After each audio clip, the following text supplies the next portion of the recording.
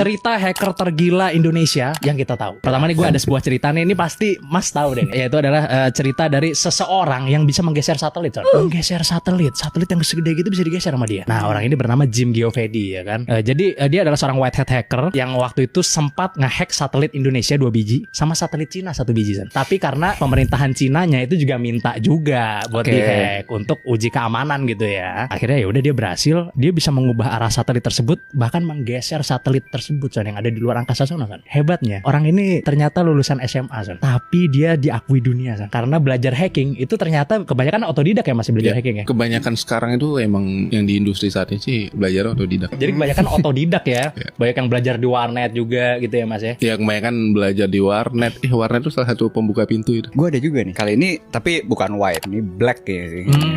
Jadi dia ini ngehack dana bansos ya, dana bansos tapi di Amerika. Nah jadi dia ini ngebuat website situs gitu khusus gitu buat dana bansos itu, situs palsu lah untuk masyarakat Amerika gitu kan. Jadi dia nge-spam itu bisa 20 juta orang. Saya ditelepon di SMS apa segala macam. Dari 20 juta itu kayak buat sumbangsi dana gitu, donasi. Donasinya itu per orang bisa $2.000. Wah, $2.000 per orang loh. Dia dapat berapa dong tuh kalau gitu? Dia dari 20 juta itu yang jadi korbannya itu 30.000. Dia dapat total 7 T.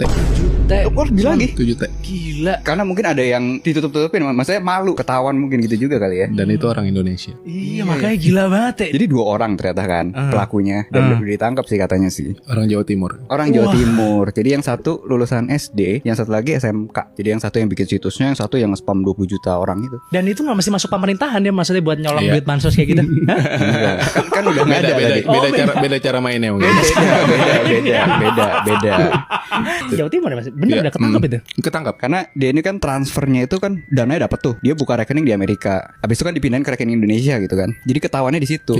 Karena gampang kalau ngecek transfer yang anomali itu Amerika gampang katanya. Kalau bagian gue ya, mungkin nggak sebesar yang tadi, cuma lucu. Lucunya itu zamannya sama pas Covid juga. Kita tahu semua dunia lagi dilanda krisis. Yang paling kita tahu kan salah satu Italia kan. Italia krisis parah dan Indonesia juga gitu. Cuma Italia waktu itu lagi ada kebutuhan besar karena lagi krisis. Mereka nyari APD, nyari segala macam. Salah satu barang yang dicari itu ventilator. Terus mereka nyarilah. Jadi perusahaan di Italia nyari ke Cina. Ketemu, komunikasi. Di tengah-tengah komunikasinya dicegat terus diganti rekeningnya. Jadi disuruh transfer ke rekening Mandiri Syariah. Gila. Mandiri Syariah.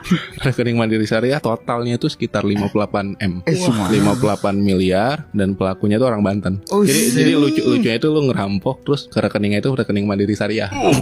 Gila.